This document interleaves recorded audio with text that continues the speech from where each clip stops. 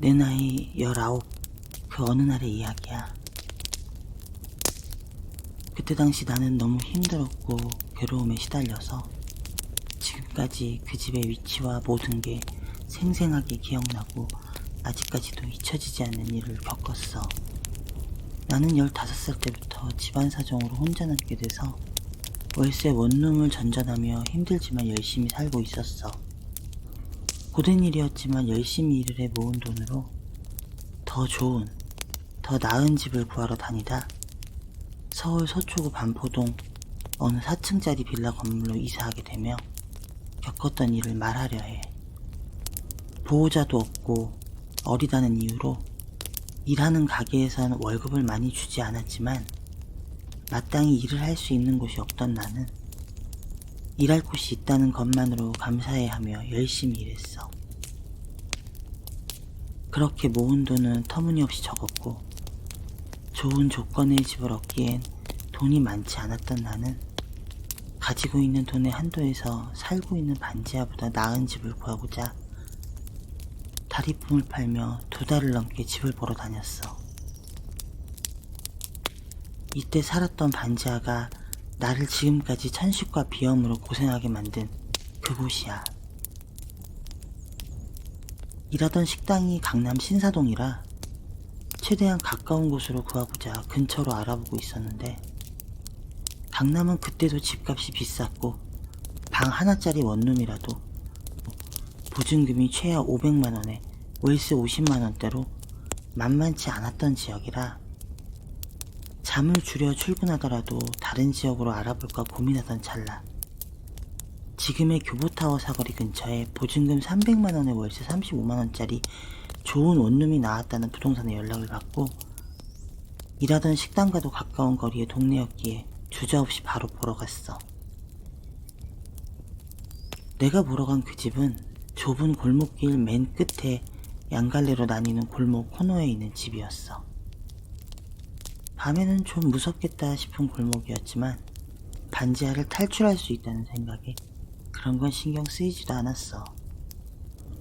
부동산 아저씨께서 말씀하시길 내가 이사 들어갈 집은 203호인데 지금 세입자가 살고 있고 그 세입자가 집에 없어서 볼 수가 없으니 똑같은 구조의 바로 위층 303호를 보여주겠다 하셔서 3층으로 올라갔어. 303호는 신혼부부가 살고 있는 집이라 하셨고 문을 열고 들어간 집의 모습은 핑크색의 예쁜 커튼이 쳐져 있는 아기자기한 인테리어로 꾸며놓은 집이었어. 현관문을 열면 조그맣게 신발 벗는 곳과 우측에 신발장, 정면에는 싱크대, 좌측에 중문이 있고 그 중문을 열면 방, 정면에 베란다, 오른쪽 벽면, 싱크대 뒤에 화장실이 있는 구조였어. 보증금 100만원에 월 43만원짜리 반지하에 살면서 무서워하는 벌레들과 곰팡이로 인해 만신창이가 되어갈 때쯤 나타난 빛과 같은 이 원룸. 시세보다 너무 싸고 보증금 300만원에 월세 35만원짜리가 반지하가 아닌 지상 2층인데다 넓은 반달 모양의 베란다까지. 거기다 욕실은 성인 3명이 누워도 될 정도의 넓은 사이즈였어. 나한테 이 집은 정말 이사를 안 올 수가 없는 그런 집이었던 거지. 반지하만 탈출하자는 생각으로 이 악물고 열심히 일했는데 힘든 보람 있다 생각이 들 정도로 너무 마음에 드는 집이었어. 바로 이사를 하겠다 말씀드리니 내가 이사를 올 203호는 5 식구가 사는데 연락을 해도 받지도 않고 보증금을 다 까먹을 정도로 월세도 밀려서 일주일의 기간을 줄 테니 방을 빼라고 말했다며 일주일 후에 이사를 들어올 수 있다 말씀하시는 거야. 그래서 알겠다 하고 바로 계약을 했어. 집을 보러 간 그날 내가 입주할 그 203호를 봤어야 했는데 이사가는 날만을 손꼽아 기다리며 지내고 있는데 계약을 하고 5일째 되는 날 부동산에서 연락이 왔어. 203호 사시는 분이 조금 전에 방을 뺐다고 연락이 왔다며 오늘이라도 입주 청소를 하고 이사를 들어와도 될 것 같다 하시는 거야. 하루라도 빨리 이사할 수 있다는 기쁜 맘에 청소 도구를 들고 한 걸음에 달려갔어. 드디어 내가 들어갈 집을 보게 되는구나. 이런 생각하면서 떨리는 마음으로 현관문을 열었는데 현관 오른쪽 신발장은 다 낡아 빠져 시트지가 너저분하게 벗겨져 있고 정면에 싱크대 문짝도 부서져서 덜렁덜렁 달려있고 중문을 열어보니 벽지가 온통 아이들 크레파스 낙서로 도배되어 있고 심지어 벽면 하나가 전부 벽지가 찢겨져 있는 거야. 처음에 303호를 봤을 땐 너무너무 환하고 좋았는데 내가 들어갈 집은 왠지 어둡고 공기도 차갑고 정말이지 환한 대낮에 흉가 체험을 온 그런 분위기였어. 부동산 아저씨한테 전화를 걸어 집 상태가 이러이러하다 말씀드리니 203호 사시던 분의 말만 듣고 집이 멀쩡한 줄 알았다면서 급한 볼일이 있으셔서 찾아가서 확인하지 못하고 나한테 전화 주셨다고 미안하다 하시는 거야. 그래서 주인분한테 전화드려서 고쳐달라고 말씀드려야겠다고 했더니 주인분이 강원도에 살고 계셔서 부동산에서 건물을 관리하고 있으니 우리가 도배와 장판 그리고 입주 청소까지 싹 다 해주겠다는 거야. 그렇게 이사 날짜는 5일이 더 미루어졌고 모든 수리가 끝난 후에 그 집에 들어갈 수가 있었어. 원래 살고 있던 반지하는 풀옵션이라 몸만 들어간 집이었고 이사 들어갈 2층 집은 옵션이 아무것도 없어서 이사 들어가기 전에 남은 돈으로 싸구려 침대를 주문해놓고 이사 날짜만을 기다렸어. 드디어 이삿날. 내가 가지고 있는 집이 많지 않아서 대충 정리를 하고 샤워를 하러 욕실을 들어갔어. 아, 너무 넓다. 여기서 자도 되겠다. 내가 이렇게 좋은 집을 얻게 되다니 정말 운이 좋았다. 이런 생각을 하며 욕실에 들어가 거울을 보는 순간 바닥을 보니 목에 걸려있던 내 목걸이가 떨어져 박살이 나 있는 거야. 그때 당시 엄마가 주셨던 불교 마크, 만자 모양의 염주 같은 재질의 갈색 옥으로 된 목걸이를 차고 있었는데 그게 메달 연결 부분이 칼로 자른 것처럼 똑 부러져 메달만 떨어져서 부서진 거야. 너무 소중한 목걸이여서 속상하기도 하고 이사 첫날인데 이게 뭔 일인가 싶어 멍한 채로 있다가 마음을 추스르고 샤워를 하고 나와 억지로 잠을 청했어. 첫날은 그렇게 찝찝함을 남긴 채 지나갔고 다음날 아침 침대가 왔어. 중문을 열면 정면에 베란다가 보이는 구조라고 했잖아. 왼쪽 벽 쪽에. 그러니까 베란다 쪽을 머리로 하고 침대를 배치했어. 침대에 누워 오른쪽으로 누우면 벽이 보이는 거지. 아래를 보면 현관 중문과 욕실문이 보이고 그런 구조로 배치를 해두고 햇볕도 들어오고 빨래도 베란다에 널어 바람에 말리며 첫날의 찝찝함을 잊은 채 살고 있는지 보름쯤 지났을 무렵 그날은 쉬는 날이라 친구들과 신나게 놀고 집에 와 새벽 4시쯤 잠이 들었어. 그렇게 잠을 자다가 이상한 느낌에 눈을 떴는데 앞이 깜깜한 거야. 마치 밤인 것처럼. 눈을 굴려보니까 내 눈 바로 앞만 깜깜하고 위아래는 주변이 환한 거야. 이게 뭐지? 하고 눈을 껌뻑였는데 다시 방이 훤히 보이더라고. 검은 물체가 내 눈앞에 있는 그런 현상? 너무 피곤해서 꿈을 꿨나? 헛것을 봤나? 오만 생각 다 들었지만 그 일은 그냥 헛것을 본 것으로 생각하고 잊고 지내고 있었어. 이사를 했다는 소식에 친구가 집들이를 하자며 놀러왔어. 친구는 집이 이쁘고 너무 좋다고 자고 가도 되냐고 물어보는 거야. 그래서 놀다가 같이 잠이 들었어. 몇 시쯤 됐을까? 한참 자고 있는데 친구가 나를 툭툭 치는 거야. 말없이 그냥 툭툭. 아, 왜? 하고 귀찮다는 듯이 말했지만 계속 툭툭. 친구를 바라보며 나는 눈을 떴어. 근데 친구가 내가 아닌 허공을 바라보면서 나를 툭툭 치고 있는 거야. 가뜩이나 눈이 큰 친구인데 눈알이 빠질 것처럼 크게 뜨고 얼이 빠져 있더라고. 왜 그래? 하고 일어나서 흔드니까 소리를 꽥 지르는 거야. 그러면서 우리 나가자고 막 울더라고. 왜 그러냐고 달래면서 진정을 시키고 얘기를 들으려고 하는데 한사코 집 밖으로 나가자고 하더라고. 할 수 없이 친구를 데리고 집 밖으로 나와 근처에서 제일 밝은 편의점 앞으로 가서 쪽을 치고 앉아 얘기를 들었어. 친구가 잠을 자는데 뭔가 씩씩거리는 소리가 났대. 그래서 자다가 눈을 떴는데 내가 친구를 바라보고 자고 있는데 내 뒤에서 어떤 여자가 서서 씩씩거리며 나를 노려보고 있었대. 죽일 듯한 눈으로 나를 쳐다보면서 씩씩거리고 서 있어서 너무 놀라서 나를 툭툭 치는데 툭툭 칠 때마다 친구 한 번 보고 나를 한 번 보고 이렇게 번갈아 보며 씩씩거리고 서 있었다 하더라고. 그 위치가 내가 전에 눈을 떴을 때 깜깜했던 그 위치, 내 머리 쪽 위치에 서 있었다 하더라고.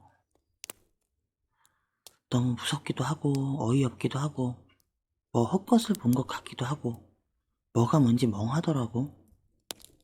그래도 내 집이고 더 이상 갈 곳도 없는데 어찌저찌 잊고 살아보려고 했어.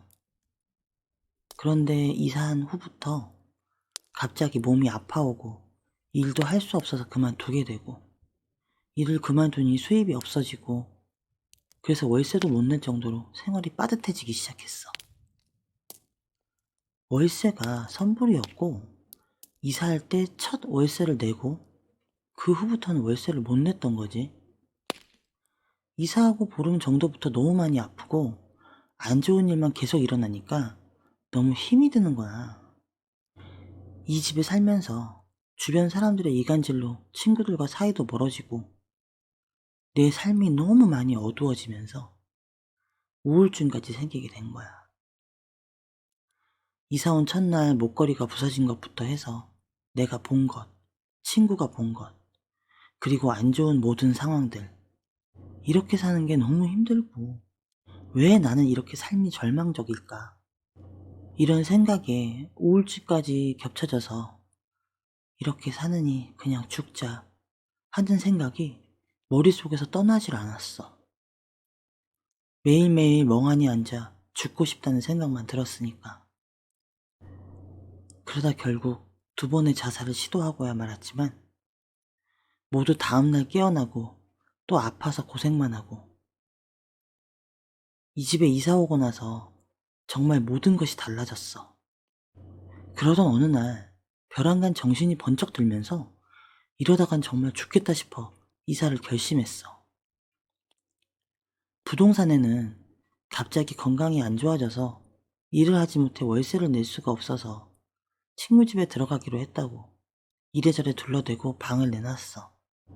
부동산에서도 건강 잘 챙기라며 딱히 별 말씀 없이 알겠다고 하셨고 그렇게 방을 내놓고 지내는 중에 내 친구의 소개로 알게 된 성훈이라는 오빠가 집을 알아보고 있다며 이 집을 보고 싶다고 하는 거야. 내 친구가 이 집에서 보고 겪은 일을 설명했지만 그런 건 믿지 않는다고 보증금과 월세가 너무 마음에 든다고 한번 보여달라고 하셨대. 그 오빠는 강남역 쪽에서 일하고 계시고 그때 당시 살고 계신 집이 신림동이고 여자친구분이 임신을 하셨는데 돈이 없어서 혼인신고만 하고 살다가 결혼하려고 한다. 가진 돈이 많지 않아 신혼집을 구하기가 힘들다. 뭐 그런 상황이셨어. 친구가 한사코 말렸지만 괜찮다 하시며 방을 보러 오신다고 약속하셔서 약속을 잡았어.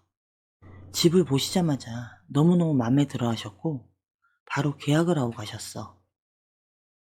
그 후 나는 그 집을 나오고 그 오빠는 그 집으로 들어가며 이 이야기는 끝이 나는 줄 알았어. 나는 이사를 나와 친구 집에서 잠시 머무르며 새로 집을 구했고 이사를 했어. 이사 나온 후로 몸 상태도 많이 호전됐고 다시 일을 조금씩 시작할 수 있게 되었어. 그렇게 다시 원래의 생활로 돌아온 나는 열심히 일하며 하루하루 살고 있었고 그 203호에서 이사를 나온 지 6개월 정도 흘렀을까? 12월 말쯤에 내가 일하던 식당에서 막년회 겸 송년회를 하기 위해 식당 식구들과 함께 강남역 근처 가라오케라는 노래주점을 갔어.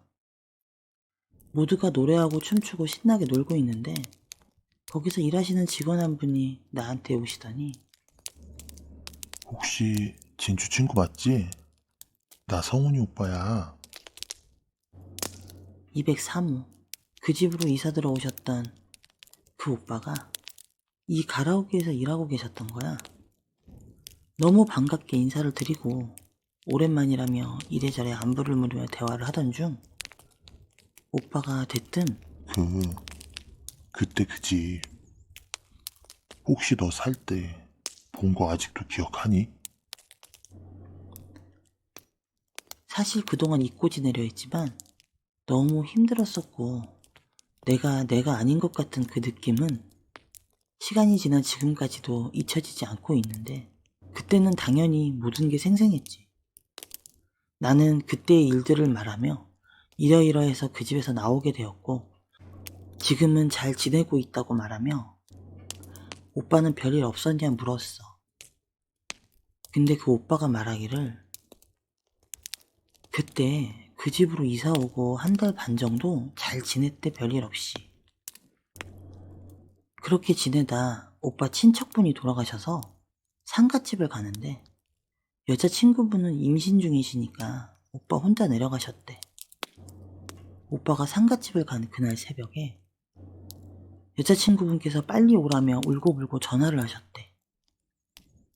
임신 중인 여자친구가 울면서 전화를 하니까 어디가 아픈가? 아기가 잘못됐나? 별별 생각이 다 들어서 대충 인사를 드리고 바로 집으로 가셨대.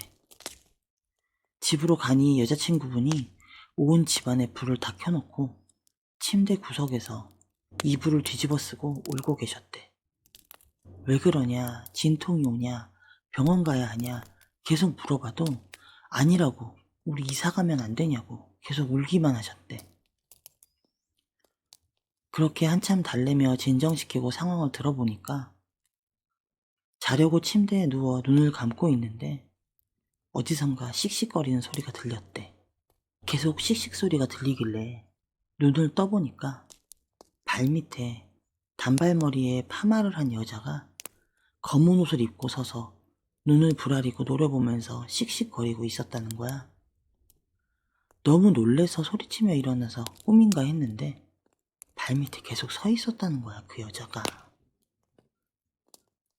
눈을 부라리고 씩씩거리면서 여자친구분을 계속 바라보고 있었대. 너무 놀라 방에 불을 켰는데 아무도 없었대. 그래서 집에 모든 불을 다 켜고 오빠에게 전화를 거신 거지. 오빠는 헛것을 보거나 꿈을 꾼 거거나 가위가 눌린 거라며 애써 달래고 그날의 상황은 그렇게 넘어가셨다고 해. 그날 이후 여자친구분은 건강도 점점 안 좋아지고 우울증까지 생겨서 너무너무 힘들어 하셨대. 그러다 어느 날 밤 두 분이 잠을 자는데 씩씩거리며 숨소리가 들리더래. 오빠가 눈을 떠보니 발밑에 단발머리에 파마를 한 젊은 여자가 검은 옷을 입고 씩씩거리면서 오빠 한 번, 여자친구 한 번 번갈아 눈을 부라리고 노려보고 있더래. 너무 놀래 여자친구를 깨우려고 고개를 돌렸는데 여자친구분이 눈을 뜬 채로 겁에 질려 떨고 있더래. 두 분이 동시에 같이 보게 된 거지. 그렇게 두 분은 집을 뛰쳐나오셨고 그날은 여관에서 주무셨대. 계속 그런 일이 반복되다 보니까 여자친구분의 건강이 너무 많이 안 좋아지셔서 안타깝게도 아이까지 잃으셨대. 오빠 또한 너무 피곤하고 몸도 아프고 해서 결근도 자주 하시고 심지어 휴직까지 하시게 되셨다고 해. 이렇게 살다가는 둘 다 죽겠다 싶고 아이를 잃은 상실감과 함께 자꾸 약해져가는 여자친구분을 보며 어떻게든 돈을 마련해서 이 집을 나가야겠다고 마음먹으셨대. 그렇게 집을 내놓고 이곳저곳 돈을 빌려 양재동 쪽으로 집을 구하셔서 이사를 가시게 된 거지. 그리고 마침내 이사 나가기 전날, 그 집에서 마지막 잠을 자는 날 사건이 터진 거야. 두 분이 잠을 자는데 또다시 씩씩 숨소리가 들리더래. 씩. 그래서 눈을 떠보니 그날은 발밑에 여자가 식칼을 들고 씩씩거리며 노려보면서 말을 하더래. 가지마! 가지마! 그냥 죽어! 그냥 죽어! 목이 다 쉬어서 겨우겨우 말하는 그런 힘겨운 쉰 목소리로 비명에 가깝게 소리치면서 말을 하고 있는 거야. 거짓말처럼 두 분이 동시에 벌떡 일어나서 잠옷바람 그대로 집을 뛰쳐나왔대. 아무것도 없이 잠옷바람으로 나온 두 분은 여자친구분의 목걸이를 맡기고 여관에서 주무시고 다음날 아침에 이삿짐 센터 아저씨들과 함께 집에 들어가 짐을 챙겨 나오셨다고 해. 그 후에 오빠는 아이도 잃고 건강도 잃고 우울증에 허약해져가는 여자친구를 보면서 너무너무 속상하고 화가 나서 그 주변 부동산을 찾아다니며 이 집에 대해 물었대. 너무 궁금했대. 그 여자가 누군지, 왜 나를 이렇게 못살게 굴었는지. 너무 황당하고 어이없는 일이지만 너무너무 궁금했대. 그러다 부동산 아저씨께서 그 집 건물 뒤편에 옛날 복덕방 시절부터 계시던 할아버지께서 부동산을 하고 계신다고 말해주셔서 그 부동산 할아버지를 찾아가서 여쭤봤대. 그 부동산 할아버지께서 말씀하시기를 원래 그 집이 2층짜리 네모난 주택이었어. 2층은 그 집 딸 부모가 쓰고 2층 방은 딸이 썼지. 근데 그 딸이 집에 오는 길에 안 좋은 일을 당한 거야. 그 후로 그 집에서 비명소리가 끊이지도 않고 베란다에 서서 골목길을 내려다보며 씩씩거리고 노려보는 그 딸내미를 목격해서 사람들이 막 고통으로 호소하고 막 그랬어 무섭다고 막. 근데 어느 날 그 집 딸이 베란다에 목을 매 자살을 했네. 그래서 그 부모란 사람들이 그 집을 허물고 원룸 빌라를 지어서 새를 놓고 강원도 내려갔다대. 그 딸내미가 단발머리에 파마머리를 하고 그러고 다녔지 아마. 그 얘기를 듣고 그 따님의 인상착의를 듣는 순간 너무 소름이 돋더래. 단발머리에 파마. 그 오빠에게 전해들은 이야기라 사실인지 꾸며낸 건지 알 순 없지만 그 말을 하고 있는 그 오빠의 멍한 눈과 떨리는 목소리, 말 중간중간 소름 돋는다는 듯 부르르 떠는 몸짓까지 나도 겪었기 때문에 그 말이 거짓이라 생각되진 않았어. 나는, 그리고 그 오빠 내외는 그 집에 계속 살았다면 우리는 어떻게 되었을까? 얼마 전에 한번 그 동네를 가본 적이 있어. 새 건물이 들어서고 번화가가 됐더라고. 그 새 건물들 중 어디가 그 여자는 아직도 그곳에 있을까?